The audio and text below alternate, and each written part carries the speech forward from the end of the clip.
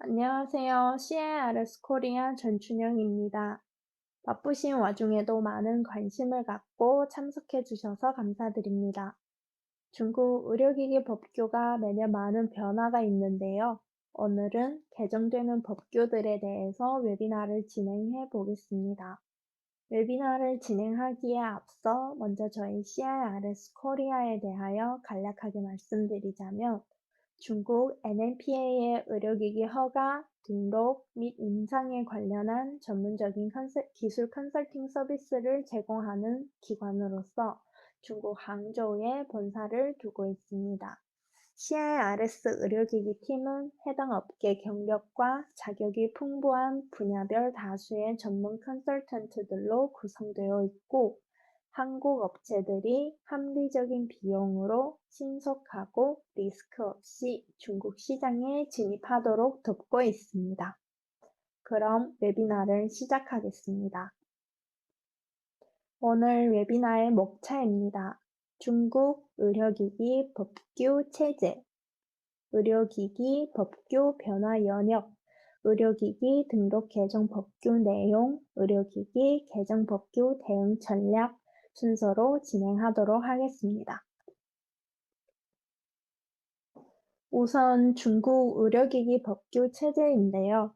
중국의 의료기기 법령, 규제 체제는 크게 법규, 부문 규정, 규범성 문서, 지도 원칙으로 나눌 수가 있고, 가장 상위의 법인 법규는 공무원령인 의료기기 감독관리 조례로 한국의 의료기기 법과 같이 가장 상위법에 해당하고, 그 다음 부문 규정은 공령으로 의료기기 등록관리 방법, 체외진단시약 등록관리 방법 등 16개의 부문 규정이 있습니다.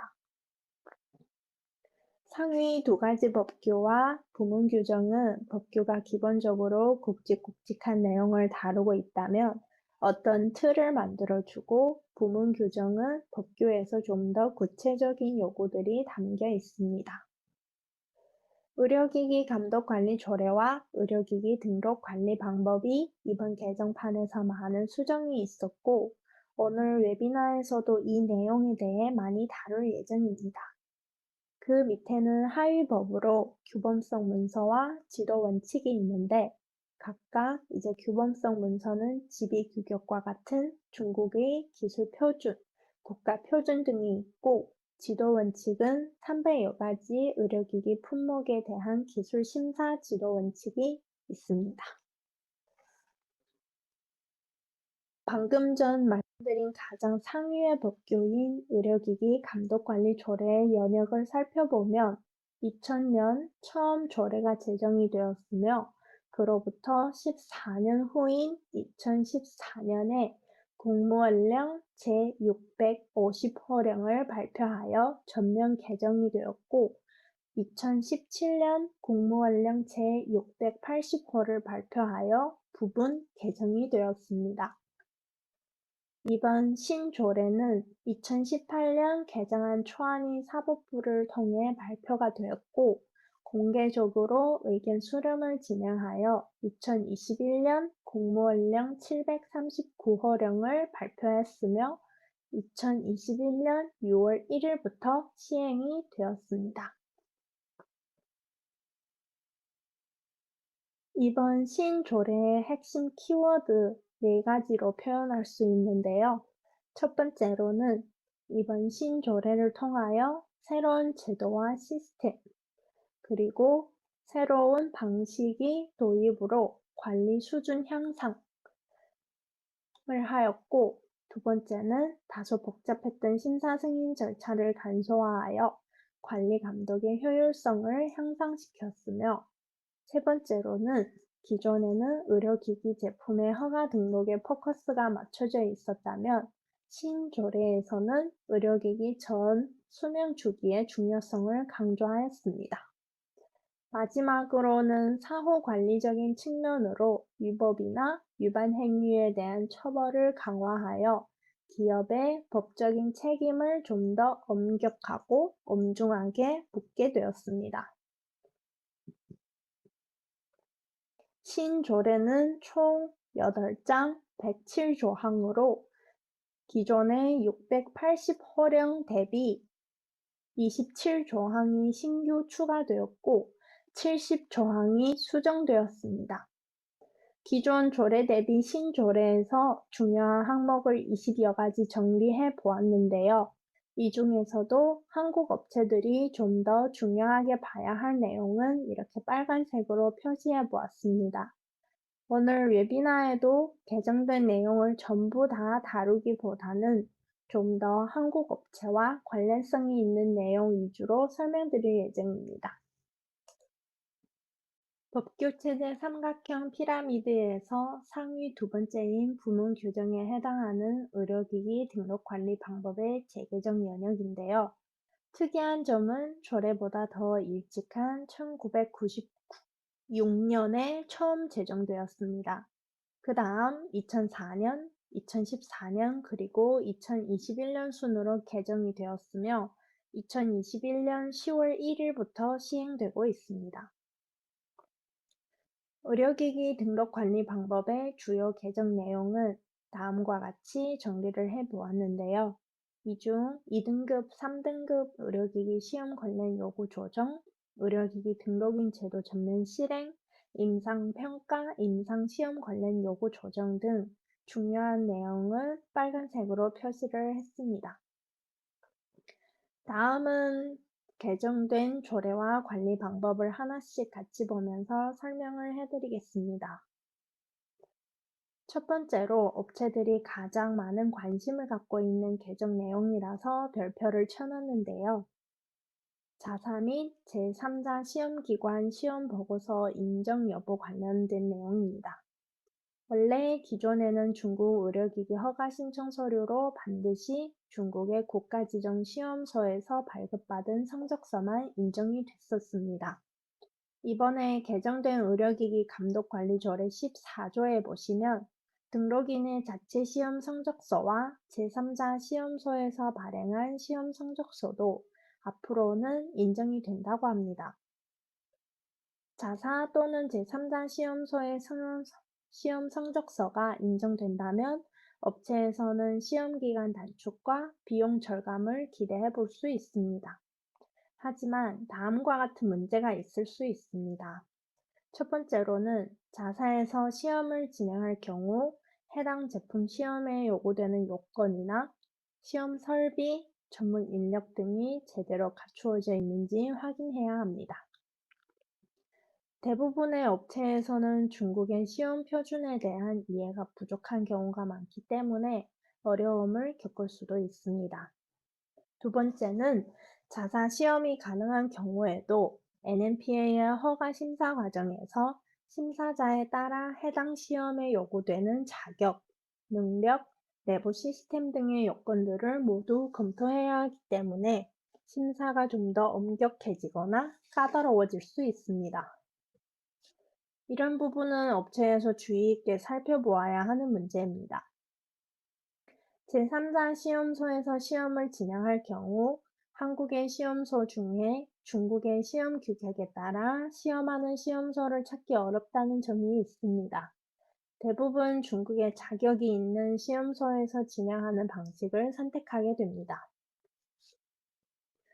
의료기기 등록 자체 시험 관리 규정 126호는 2021년 10월 21일에 발표되어 시행되고 있는데요.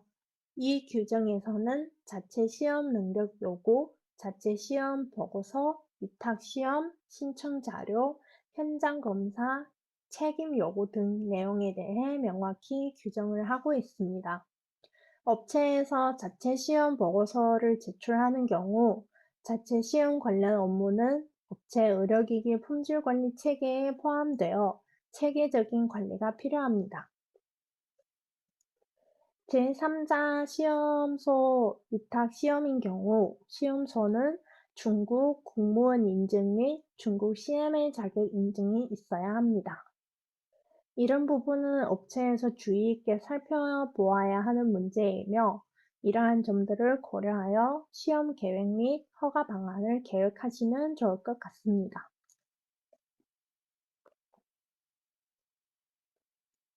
다음은 의료기기의 혁신을 장려하고자 개정된 사항인데요. 관련 조항은 의료기기 감독관리조례 8조부터 8, 9, 12, 15, 16조가 있고 밑에 15, 16조를 보시면 예를 들어 한국에서 개발한 혁신 의료기기가 기존에는 이 제품을 중국에 등록하기 위해 한국에 제조 판매 증명서를 제출해야 했는데요. 한국에서 먼저 허가를 받은 후에야 중국에 등록이 가능했습니다. 그러면 그만큼 중국의 새로운 혁신적인 의료기기 출시가 늦어지게 됩니다. 그래서 의료기기 혁신을 장려하기 위해 이번에 개정된 내용은 혁신 의료기기에 대해 해외에 시판되지 않은 의료기기는 해당 국가의 제조 판매 증명 서류를 제출하지 않아도 된다고 합니다.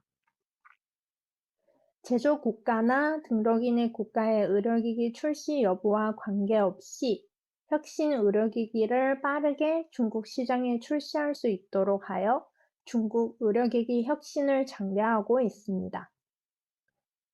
최근 NMPA에서 공개한 2021년 의료기기 등록 보고서를 보시면 혁신 의료기기의 현황을 알아보실 수가 있는데요. 저희 CIRS 코리아 홈페이지에도 한국어 보고서를 공유했으니 찾아보셔도 좋습니다.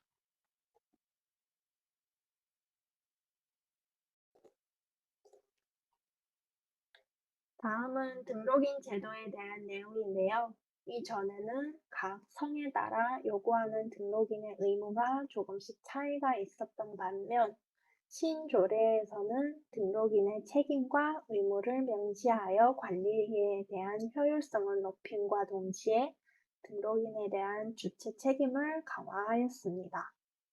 의료기기 감독관리조례 20조에 보시면 의료기기 등록인의 의무가 5가지가 명시되어 있습니다. 첫째, 제품에 상응하는 품질관리 체계를 수립하고 효과적인 운행을 유지한다. 두 번째, 출시 후 연구 및 리스크 관리 계획을 수립하고 효과적인 실시를 보증한다. 세 번째, 법에 따라 부작용 모니터링 및 재평가를 실시한다. 네 번째, 제품 추정 및 리콜 제도를 수립하고 집행한다. 다섯 번째, 공무원 약품감독관리부에서 규정한 기타 의무, 해외 의료기기 등록인이 지정한 중국 내 법정 대리인은 등록인의 규정된 의무 이행에 협조하여야 한다고 명시되어 있습니다. 의료기기 등록 관리 방법 9조 등록인의 책임이 명시되어 있는데요. 의료기기 등록인은 반드시 의료기기의 전 수명 주기 관리를 강화하고 의료기기의 연구, 생산, 경영, 사용 전 과정의 안전성, 유효성 및 품질 관리에 대한 법적 책임이 있다. 또한 중국 내 의료기기를 위탁 생산하는 의료기기 등록인은 위탁 생산에 대한 품질의 책임을 져야 하고 위탁받은 생산업체에 대한 관리를 철저히 하도록 하고 있습니다. 다음은 위탁 생산. 의료기기 위탁 생산에 대한 내용도 개정조례 34조에 구체적으로 명시가 되어 있습니다. 기존 법규에서는 동일한 조건의 의료기기를 생산하는 업체에만 위탁이 가능했지만 개정 법규에서는 동일한 조건의 의료기기 생산 공장이 아니어도 위탁이 가능하며 등록인은 이에 대해 책임을 지어야 합니다. 또한 위탁인과 수탁인은 양 당사자의 권리, 의무 및 책임을 명확히 하기 위해 위임 협약을 체결해야 합니다.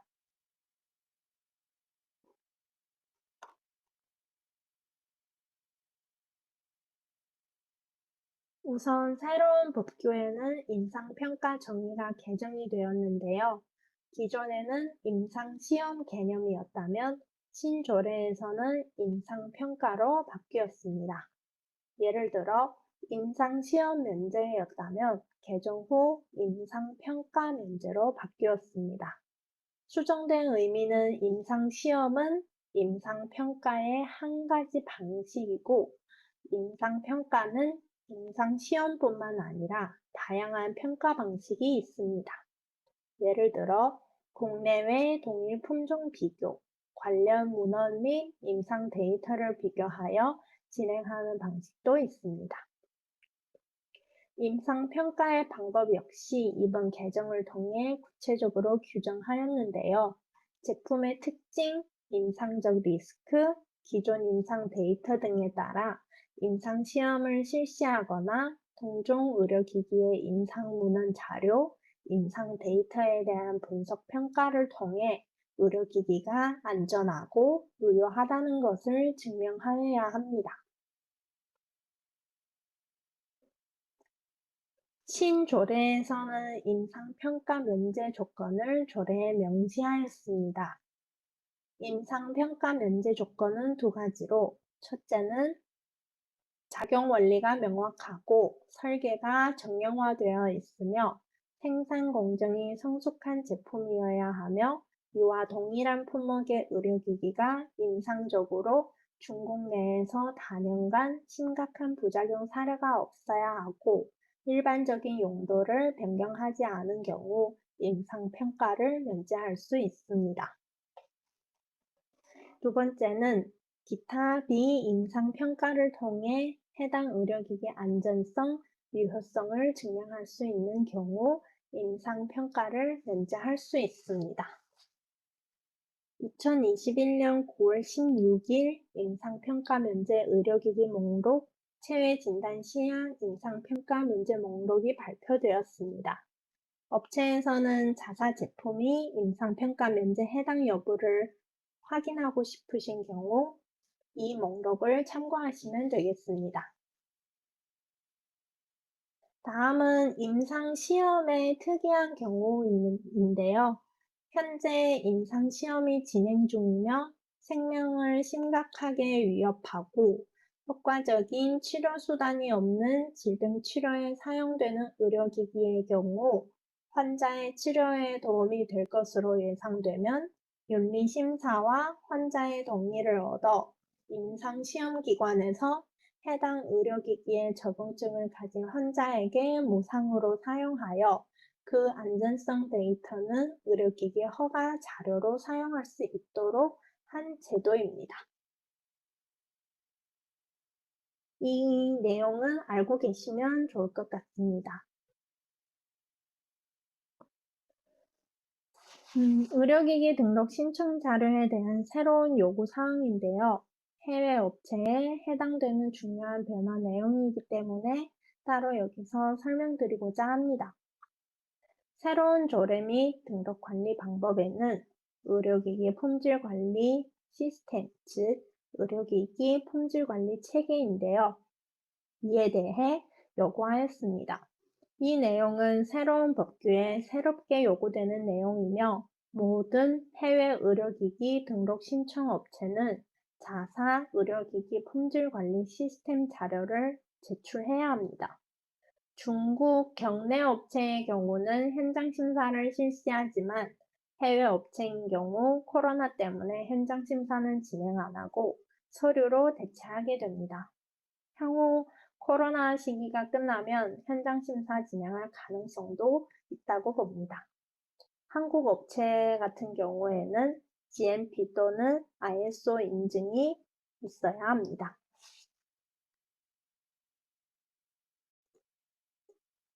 다음은 UDR 제도인데요. 한국에서는 이미 시행되고 있는 제도로 이제 중국의 경우는 3등급 제품 중에서도 일부 고위험군 품목만 UDR을 시행하고 있습니다. 시행 품목 리스트는 저희 CIRS 코리아 홈페이지 자료실에 중문본으로 게재해 놓았으니 참고하시기 바랍니다. 2021년 1월 1일부터 처음 시행되는 1차 UDR 목록은 높은 위험이 있는 3등급 의료기기 약 69개 품목만 해당이 되었습니다. 2021년 9월 17일 2차 UDR 실행 의료기기가 발표가 되었는데요. 2차는 1차 이외 3등급 의료기기와 체외진단 시약을 포함하고 있으며 2022년 6월 1일부터 시행이 됩니다. 다음은 전 생명주기인데요. 전 생명주기는 이번 법규 개정의 핵심 키워드 중 하나입니다. 즉, 의료기기의 전 수명주기 관리를 강화하고 연구, 생산, 경영, 사용 전 과정에 대한 관리가 필요하고 시스템 자료 제출 시에도 설계 개발, 생산 설비 조건, 원재료 구매, 생산 과정, 제품 출고 인원 등 관련 전 수명 주기 내용이 체계적으로 관리되고 있다는 것을 증명해야 합니다. 다음은 행정처벌 강화인데요. 또한 행정처벌이 강화되었고 신청 서류를 위조하거나 조작하여 사기적인 수단으로 허가를 취득한 경우 벌금액이 기존보다 높아졌고 경우에 따라 영구적으로 의료기기 생산 및 업종에 종사하는 것 자체를 금지하는 등 재산상의 처벌과 자격에 대한 행정처분이 기존보다 매우 엄격해졌고 개인에 대한 처벌도 추가되었습니다.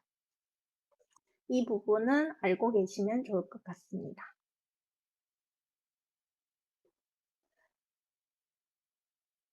이러한 중국의 전면적 법규 변화에 업체들이 어떻게 준비를 하고 대응을 해야 할까요?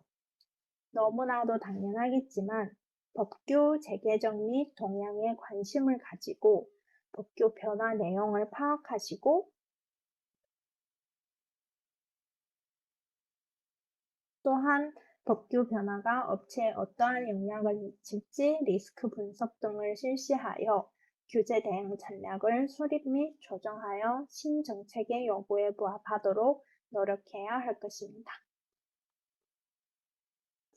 이번 개정의 핵심 내용 중 하나로 의료기기 전 수명 주기에 대한 품질 관리를 강화하였다는 것인데요. 중국으로 의료기기를 수출하고자 하는 대부분의 기업들은 이전에는 제품 허가, NMPA 등록에만 주로 관심을 가지고 준비를 했다면 개정된 법규에서는 연구 개발 단계에서부터 시판 후 감독 관리까지 좀 더 전체적인 제품의 라이프 사이클에 대한 품질 관리에 기업의 책임을 강화하여 법규에 대한 이해 요구도가 높아지게 되었습니다. 따라서 중국 시장에 수출하고 계신 의료기기가 있다면 기존보다는 사후 관리 등을 좀 더 신경을 써서 관리해 주셔야 할 것으로 보입니다. 바쁘신 와중에 오늘 참석해 주셔서 감사드리고 건강 유의하시고 중국 허가 등록 관련하여 문의사항이 있으시다면 언제든지 연락 주시기 바랍니다. 그럼 오늘 웨비나는 이만 마치도록 하겠습니다. 감사합니다.